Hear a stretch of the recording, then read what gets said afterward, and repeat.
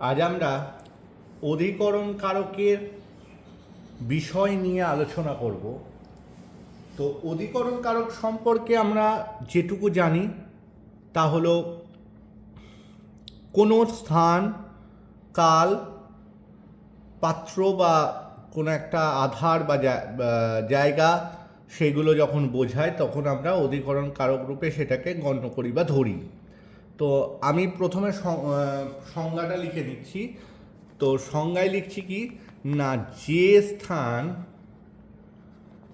স্থান বা কাল, যে স্থান বা কাল বা বিষয়কে, যে স্থান বা কাল বা বিষয়কে আশ্রয় করে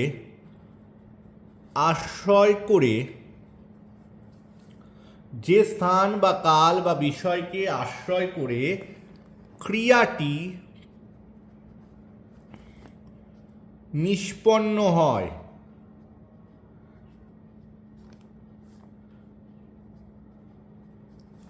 সেই ক্রিয়ার সঙ্গে সম্পর্ককে অধিকরণ কারক বলে। অধিকরণ কারক বলে। তাহলে যে স্থান বা কাল বা বিষয়কে আশ্রয় করে ক্রিয়াটি নিষ্পন্ন হয় সেই ক্রিয়ার সঙ্গে সম্পর্ককে অধিকরণ কারক বলে। আমরা যদি একটা উদাহরণ লিখি যে বনে থাকে বাঘ, তাহলে আমরা একটা উদাহরণ লিখলাম কি না, বনে থাকে বাঘ। যদি এখানে বনের তলায় ধরো আন্ডারলাইন করা আছে, কারক নির্ণয় করতে দিয়েছে, তখন আমরা কিভাবে বিচার করব না, বনে কোন জায়গায় মানে কোথায় থাকে, কোন একটা জায়গা বোঝায়, তাহলে কোন একটা স্থান বোঝাচ্ছে, সেই জন্য এই বনে হয়ে গেল কি না অধিকরণ কারক। অধিকরণ কারক। এবার সংজ্ঞার সঙ্গে একটু মিলিয়ে নিই উদাহরণটা। যে স্থান বা কাল বা বিষয়কে, এখানে স্থান বুঝিয়েছে, আশ্রয় করে ক্রিয়াটি সম্পন্ন হয়। তাহলে বনে বাঘটা কোথায় থাকছে, বনে থাকছে, তাহলে ক্রিয়াটা বা থাকার কাজটা কোথায় করছে না বনেতে করছে, অর্থাৎ বন হচ্ছে স্থান। তাহলে স্থানের সঙ্গে ক্রিয়ার একটা সম্পর্ক রয়েছে, সেই ক্রিয়ার সঙ্গে সম্পর্ককেই অধিকরণ কারক বলে। আমরা এবার এই যে অধিকরণ কারকের কিছু ভাগ রয়েছে, সেই ভাগগুলো নিয়ে একটু আলোচনা করব। অধিকরণ কারকের যে ভাগ, সেই ভাগগুলো হচ্ছে, প্রথম ভাগ স্থানাধিকরণ।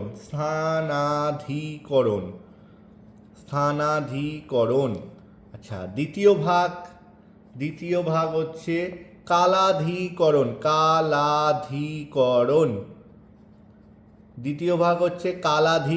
তৃতীয় ভাগ হচ্ছে বিষয়াধিকরণ।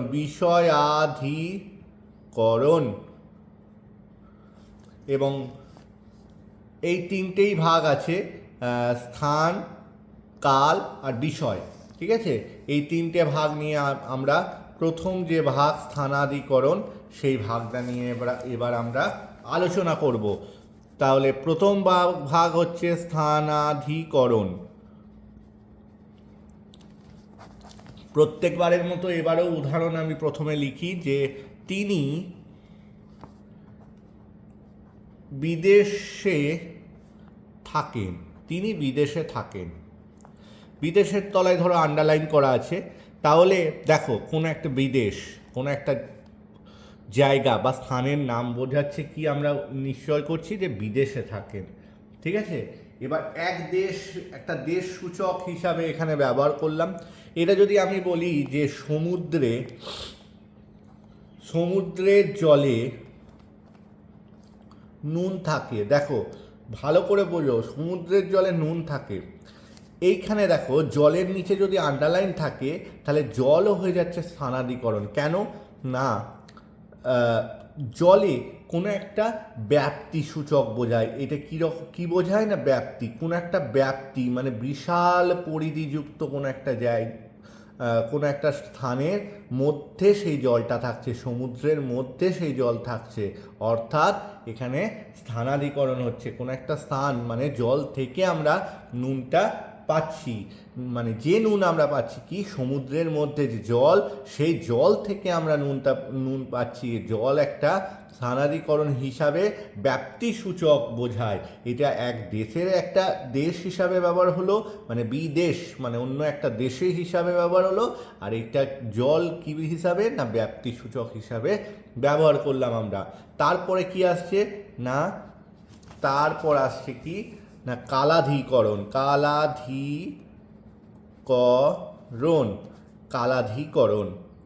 কালাধিকরণ কি বোঝায়? আচ্ছা, এই যে স্থানাধিকরণের সংজ্ঞাটা আমি বাকি রেখে দিলাম। স্থানাধিকরণের সংজ্ঞা যদি লিখতে চাও তোমরা কি লিখবে না ক্রিয়াটি যে স্থানে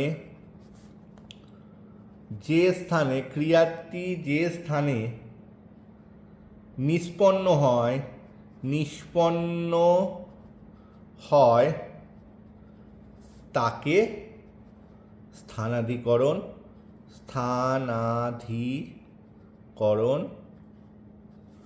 কারক বলে। তাহলে কি বললাম না, ক্রিয়াটি যে স্থানে নিষ্পন্ন হয় তাকে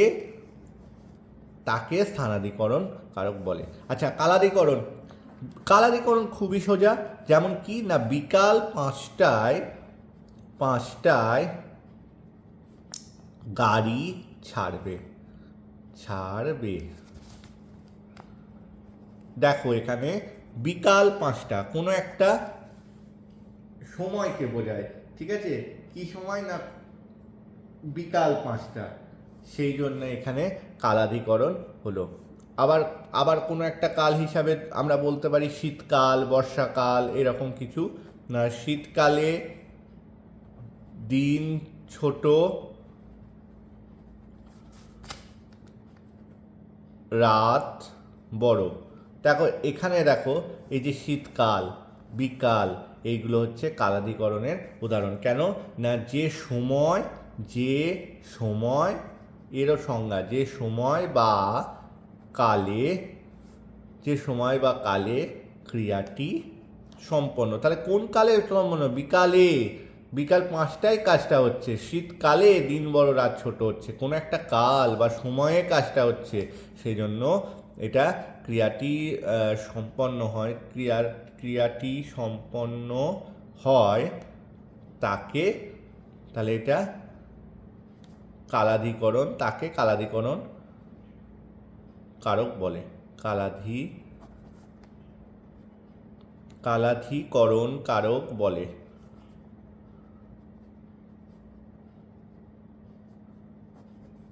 বলে।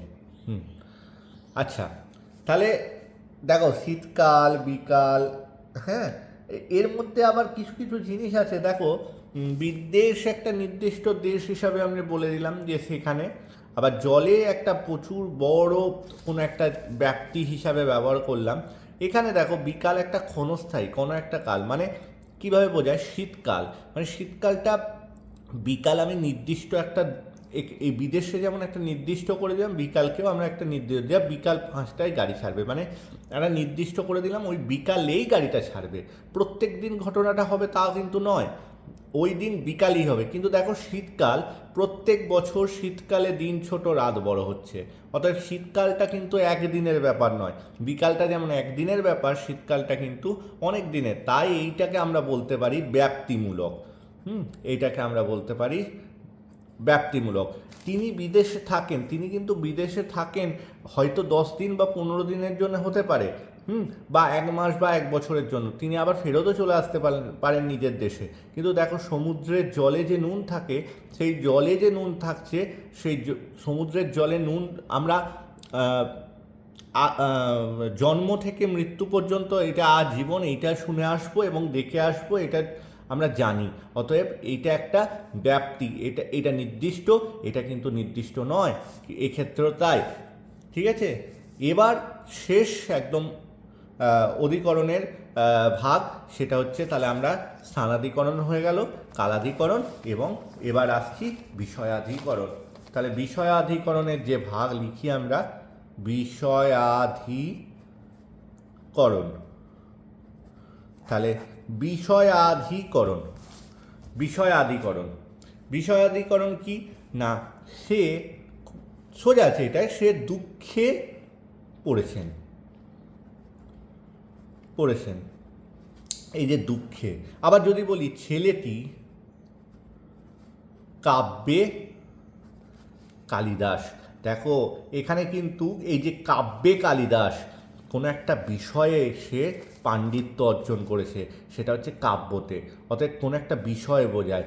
সে দুঃখে পড়েছেন, কোনো একটা বিষয় নিয়ে সে দুঃখ পড়েছেন, সেটা উজ্জ্ব রেখে আমরা কি বললাম, তিনি একটা দুঃখে পড়েছেন। তাহলে এই দুঃখ বা কোনো বিষয়, কোনো একটা সাবজেক্ট কিছু বলে দিল, এই রকম যখন বোঝায়, আমরা এটার এই বিষয়াধিকরণের সংজ্ঞারূপে লিখতে পারি।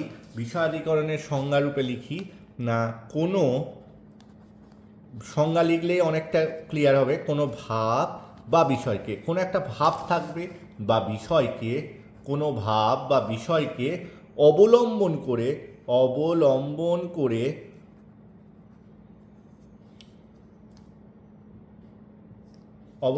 করে ক্রিয়া নিষ্পন্ন হলে তাকে ক্রিয়ার, দ্রুত লিখতে গিয়ে যদি কোনো বানান ভুল হয়ে যায় তাহলে ক্ষমা করে দিও, কারণ অনেক তাড়াতাড়ি তো লিখতে হচ্ছে। ক্রিয়ার বিষয়াধিকরণ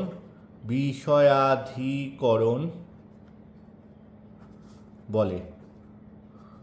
আবার দেখো, তাহলে কোনো ভাব বা বিষয়কে অবলম্বন করে ক্রিয়া নিষ্পন্ন হলে তাকে ক্রিয়ার বিষয়াধিকরণ বলে।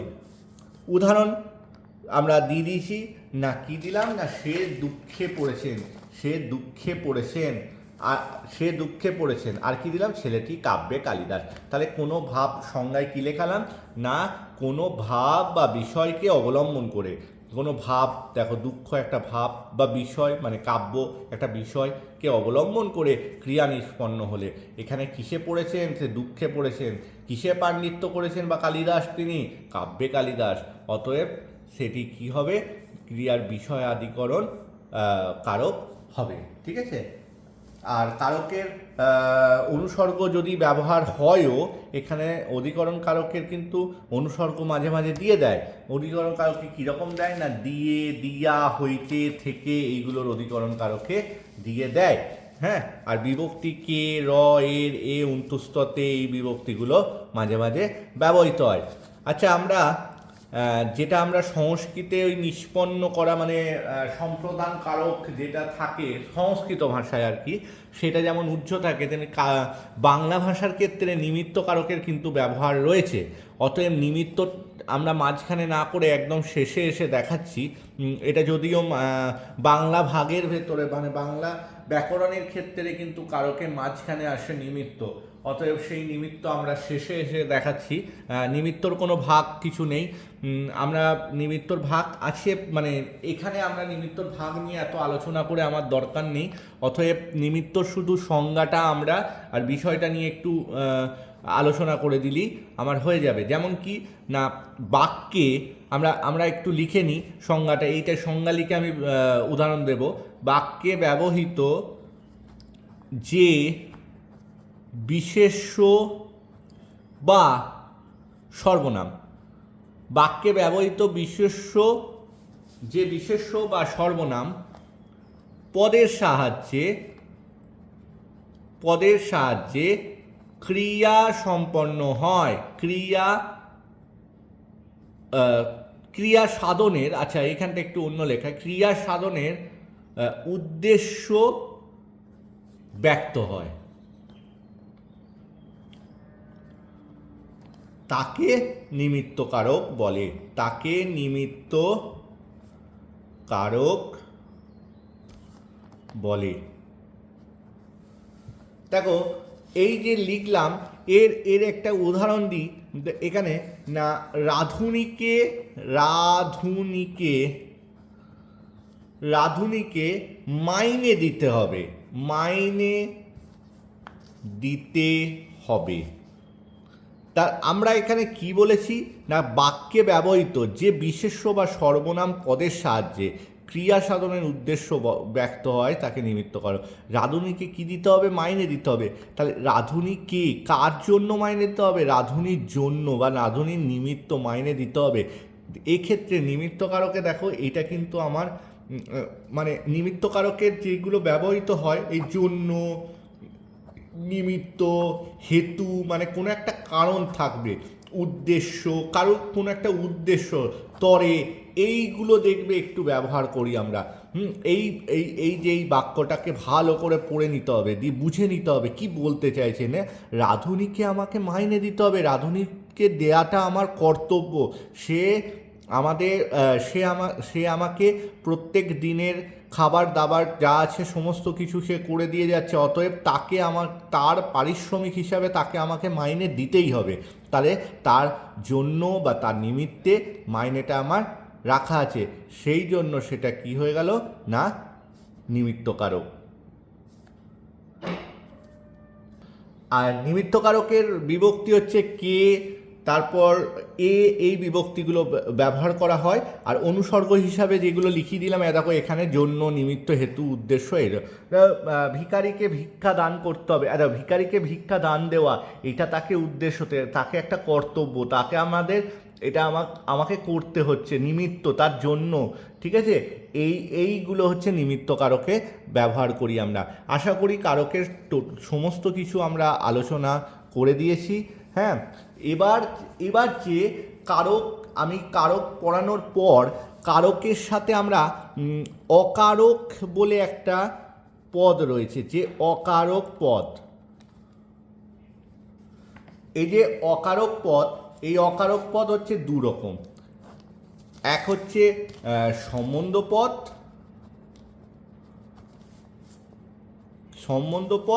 আর একটা হচ্ছে সম্বোধন পদ। এতক্ষণ আমরা কারকের সম্পর্কে বললাম আর অকারক পদ হিসাবে বললাম। এই যে সম্বন্ধ পদ আর এই যে সম্বোধন পদ, এইগুলোকে আমরা কারক বলি না, এইগুলো আমরা অকারক বলি।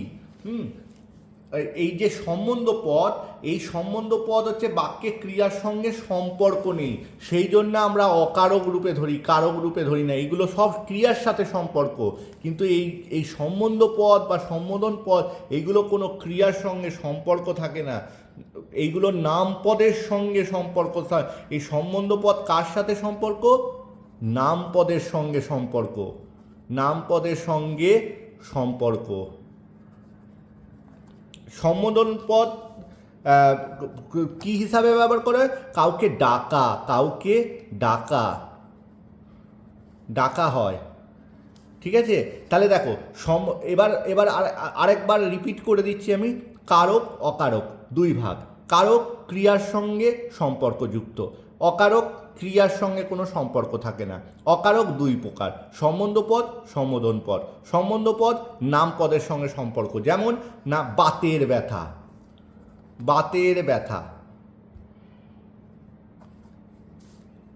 এই যে বাত যুক্ত এর, ঠিক আছে, বাত যুক্ত এর, এই র বা এর, এই দুটো হচ্ছে মনে রাখবে একদম, এই দুটো বিভক্তি সম্বন্ধ পদের একদম মানে সঙ্গে যুক্ত হয়, অন্য কোনো বিভক্তি যুক্ত হয় না। এই যে বাতের ব্যথা, এইখানে যে যুক্তটা করলাম, যখনই র বা এর চিহ্ন থাকবে, চিহ্নিত বুঝে নিয়ে তোমরা সম্বন্ধ পদ লিখবে। আর সম্বোধন পদ সব থেকে শুনে, ওহে কোথায় চললে, এই রকম যদি দেখে, কাউকে একটা আহ্বান করছি, না ওহে কোথায় চললে, এই ক্ষেত্রে তাহলে কি বললাম, বাক্যে যে পদের সাথে কাউকে ডাকা হয় তাই হলো সম্বোধন পদ। কাউকে ডাকা, এই যে ওহে শব্দটা দিয়ে আমরা এখানে কাউকে ডাকলাম বা আহ্বান করলাম, কোনো নাম না বুঝিয়েও ডাকতে পারি, হ্যাঁ, বা ওহে নাম দিয়েও ডাকতে পারি। এই যে প্রথমে একটা এক্সক্লেম সাইন দিয়ে প্রথমে কাউকে আহ্বান করছি, তখন সেক্ষেত্রে কিন্তু সম্বোধন পদ হয়। ব্যাস, কারক সম্পর্কে এই যথেষ্ট। ধন্যবাদ।